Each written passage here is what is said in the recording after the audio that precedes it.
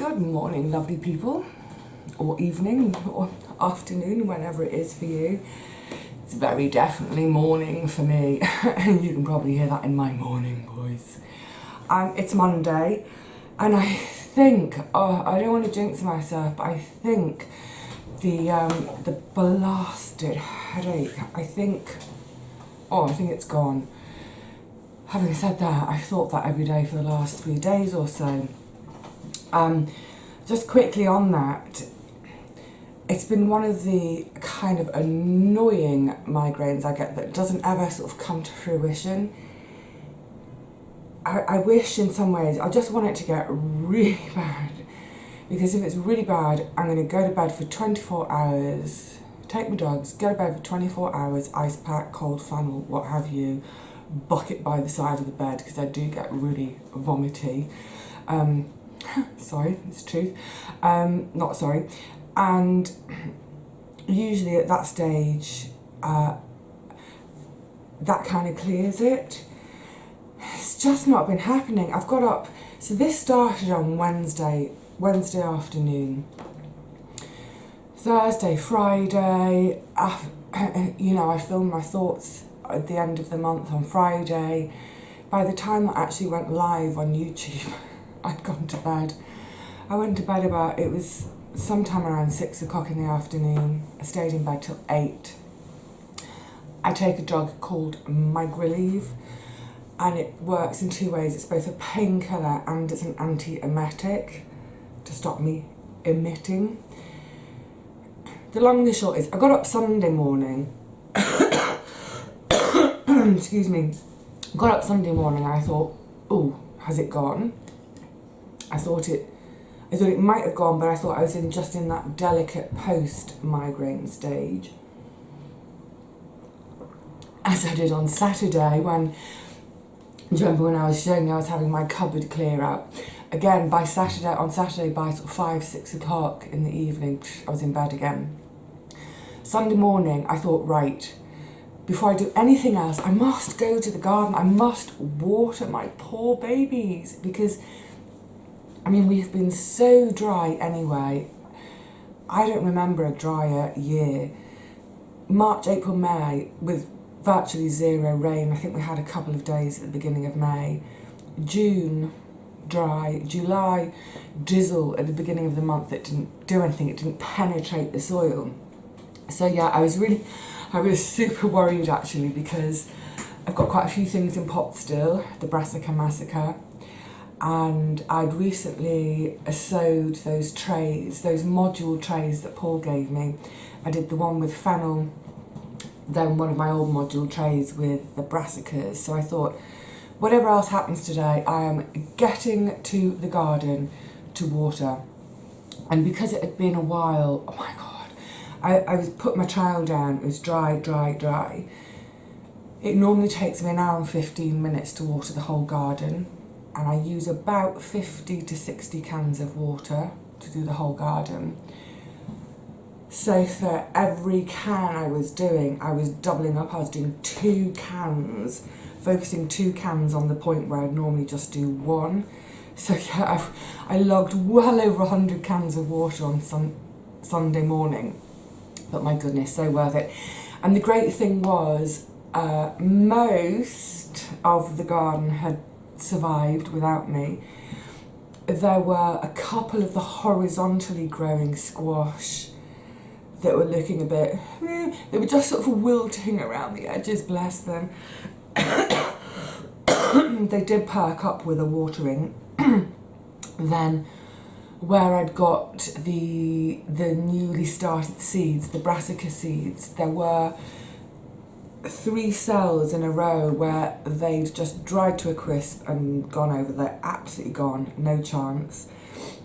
But the rest were okay, so I gave them a really good soak.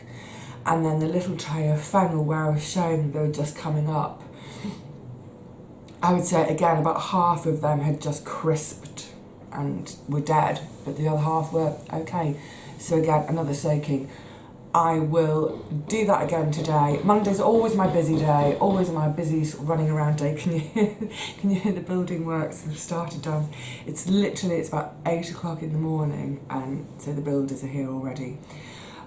Yeah, I'll water again tonight. Anyway, I got home from that session, and as I say, the actual watering itself took over 2 hours, plus my kind of the round trip there and to get home. So it was getting on for 1 o'clock when I got home, and I thought, oh, are you kidding me? Is this head coming back? Oh, so frustrating. But what it did make me think is, you know, that I think it's a combination of things, this headache. I think it's a bit of stress, a bit of hormones, a bit of the heat, because it has been really hot. It does get really hot up here in the cottage in the sky, really hot. It did make me think though about, and I'm sure a lot of you will know this, will recognise this, that, you know, we go for weeks and weeks and weeks working, months on end sometimes, before we finally get a week of annual leave. Yeah, a week of annual leave, and it's almost guaranteed that for the first 2 or 3 days of annual leave, you feel absolutely rough as the bottom of a budgerigars cage. You might develop a cold, or even symptoms like flu, a banging headache. You generally feel rough. And it's only by day 6 or day 7 of your annual leave that you finally start to feel, yay, now I'm ready for my annual leave, by which time you're going back to work. And I just think it's that thing of, I think we all push our bodies too far a lot of the time, so that the minute that we do stop, the minute that we do rest, or even mentally acknowledge that we are going to have a rest, I think the body clobbers us. It's almost like the minute we sort of relax and let our defences down, it's hard to articulate, but we do that, and then it's like all the gunk comes out, all that stuff that we've been suppressing, our tiredness and our stress, all that stuff we continually suppress because we just need to get on each day. So I think actually my headache, migraine, I think it might be a bit of a combination, and I think part of it might be that sense after my sewing machine bust and I had that little bit of a meltdown, that then there was almost, it's like my body separate to me, at least the thinking part of me, was on this separate trajectory, I can't say that, of going, you know, like, oh, thank God she's just going to stop for a minute. She's just going to have to stop. And if she doesn't stop, I'll stop her. That's my body talking. I will stop her. I'll flatten her out with a migraine, and that will stop her. So yes, that's often the way with me with migraines. It's when I've been pushing things for too long, burning the candle at both ends. And even though, you know, I'm a smart girl, obviously, and in my brain I say to myself, right, you need some rest.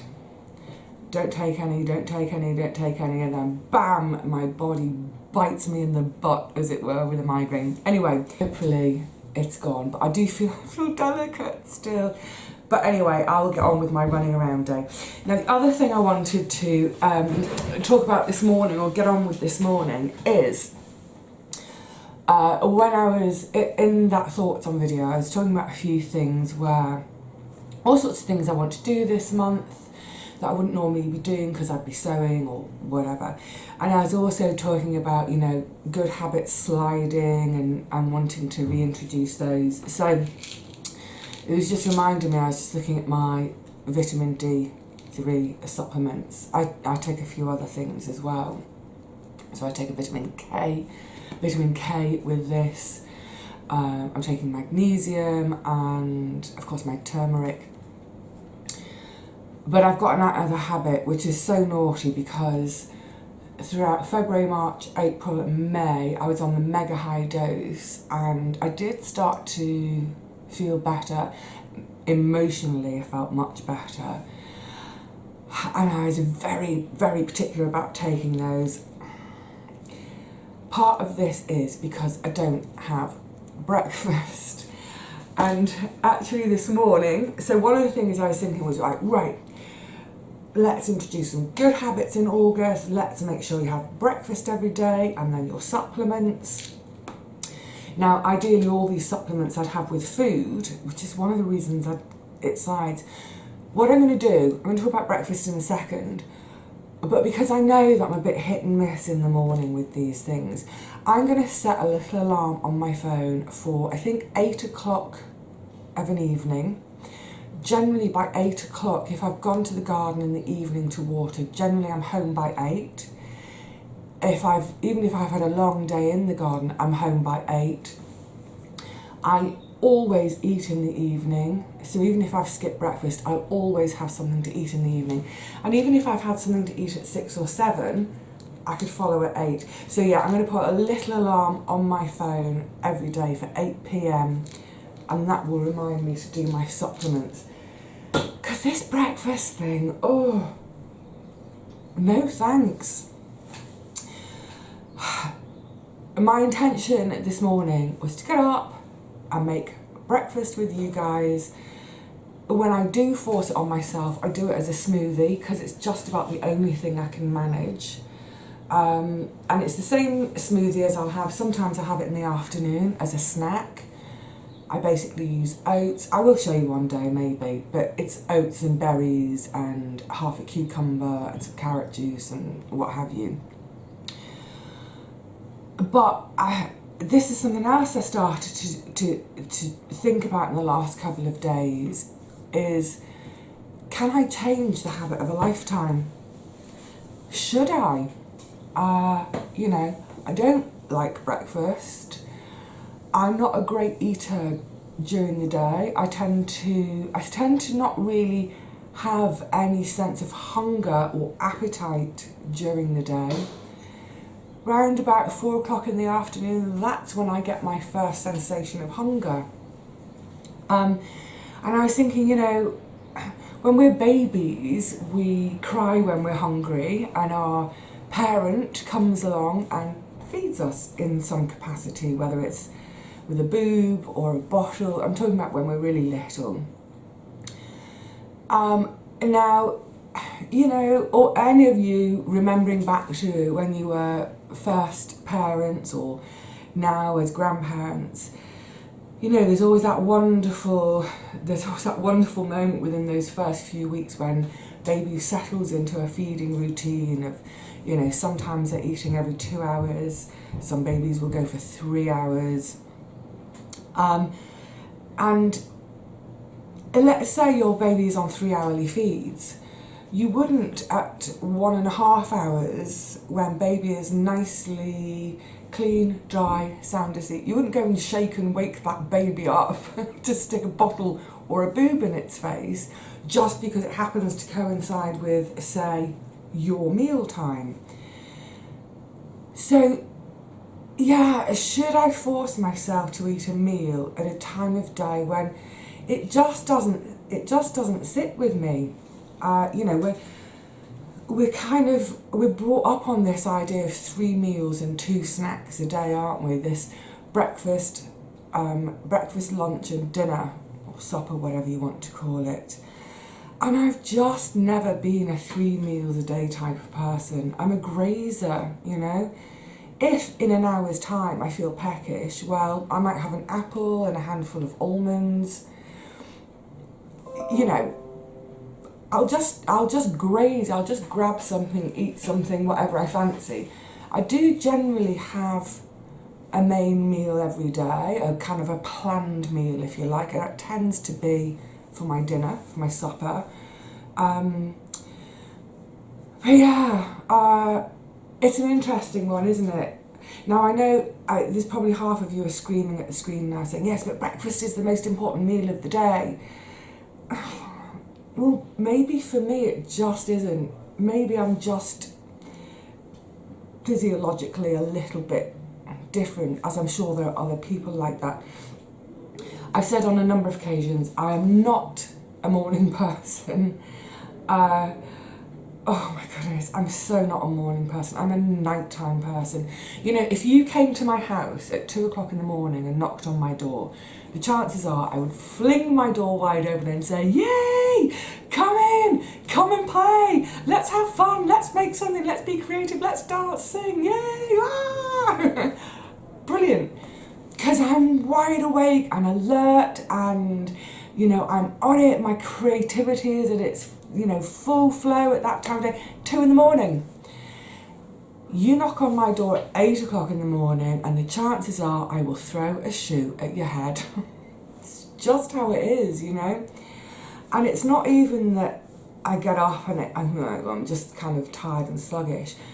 I get up and for the first hour or so of every day, I'm just in this horrible black hole of a space where, you know, I'm literally, for that first hour, I'm utterly depressed. I can't cope with the thought of the day. I don't know how to get into my day. I don't know how to do it. I feel utterly, utterly desperate. Actually, it's kind of weird talking about this because I've never really talked about it properly, but yeah, an utterly, utterly black mood is on me. It's horrible. And it takes me a good hour, 2 hours to shake that off. And once I've shaken it off, I'm me. I'm normal. I'm normal Vivi again. Yay! You know, smiles, optimism, energy, wanting to get stuck into my day, whatever it is I'm going to do. It's just that little window right at the beginning of the day when I first come out of sleep and have to start to be, you know, human and active again. It's black and bleak and horrible. And maybe that's also why I struggle with breakfast, because at that time of day I'm struggling with everything. This has gone on for years. You know, my mum kind of gently teases me about it to this day, although I don't like being teased about it, because for me that first hour of each day is not fun. But yeah, I was like this all through my teenage years. As a kid, everyone puts it down to, oh, you know, hormones and being a teenager in those when you're younger, but it's not something I've ever grown out of. It's not something that's changed. It really is pretty horrible, if I'm honest. So that's why you know, sometimes if I manage to get to the garden for 8:30, that's why it is quite a miracle for me, because to be in the garden for 8:30 means I've been up since 6 o'clock in order to warm my knees up a bit, but to shake that blackness off. And it's also, if you're not a morning person, it's so irritating when people say, oh, but it's the best part of the day. And I think, no, the best part of the day is 2 o'clock in the morning when we're partying and having fun. Look, each to their own, each to their own. I know that loads of you will be real morning people, and you will just not be able to comprehend what I'm talking about, especially in terms of the blackness of the mood. Some of you will recognise it. But anyway, that's the point of me saying all this is, do I force myself to eat breakfast on days like this? Maybe not. I need to force myself to have my habit of taking my vitamin D. That I do need to force. So I think switching that notion to the evening makes much better sense for someone who is an evening person. So if you're like me and you struggle with your medicine or supplement regime, see if it's something that can be if it's medicines, talk to your doctor first, of course. But with some medicines, if you're only taking one of that medicine a day, it may be possible to switch it to an evening dose if that's going to sit better with you. But please, please, please talk that through with your doctor first. But yeah, I think that's going to work for me. Do that in the evening. As far as breakfast goes, well, I with all good intentions, best will in the world, I just don't think I'm going to change. You know, I'll give it a go. I'm going to go and make myself a smoothie in a minute. Actually, what's the point? I don't want one. It will be a waste. I will make myself a smoothie in a few hours' time. It's my Monday errands running day, and I run around, and then usually there's a point in the middle of the day where I'm home for 20 minutes or so. So maybe at that point, that's when I can do a smoothie as a sort of lunch. Right. All right, my lovelies, just a quick catch up. I hope it was a quick one. I didn't have a clock on. Mainly to say, oh, I'm so sorry. This is my morningness. Mainly to say, I hope, that migraine has gone. Still need to go a little bit easy today. No, I'm not going to be having any breakfast. Yes, I am going to sort out getting these blimmin' supplements down me every day, properly, regularly. Next time I see you, I will see you again tomorrow for a tour of the garden. Yay! And then later on this week, as I carry on in my August month of taking some time out from the majority of the gardening and the sewing and seeing what fantastic mischief I can get into, or at least seeing how many of these lists, I'm sitting opposite my pinboard, how many of these lists, how many of these items on the lists I can finally get ticked off during August. Fab. So, I'll see you all tomorrow.